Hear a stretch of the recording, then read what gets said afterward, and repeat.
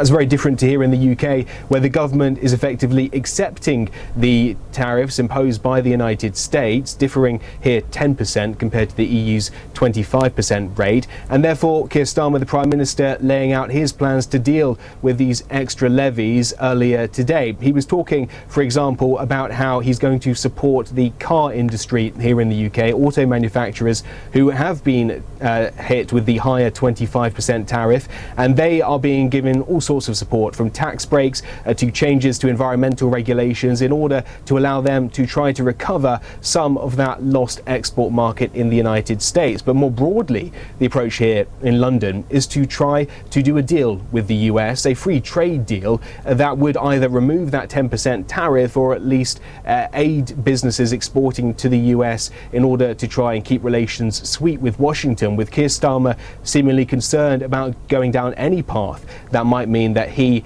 ends up falling out with President Trump. He has done a lot to try to, when it comes to defense ties as well as economic ties, maintain good relations with the United States. And despite the UK suffering from tariffs just like everyone else, reciprocal tariffs here in the UK are not on the cards. Now, that is part of the debate here. It's by no means the only approach. The UK could impose reciprocal tariffs, but then there's the question of what that would do to the UK economy, and most economists assume that would also hurt the UK economy to an extent, while also not really likely to make Donald Trump budge on his 10% rate. Now, some politicians here suggest this is a temporary blip. It's a negotiating tactic that the UK will find itself in a few months' time, either with reduced tariffs or better access to the US market. But it is a gamble, which is why in other places like the European Union, they are talking hard. They're saying that they will be happy to impose reciprocal tariffs, even if that does mean damage to the European economy in the process.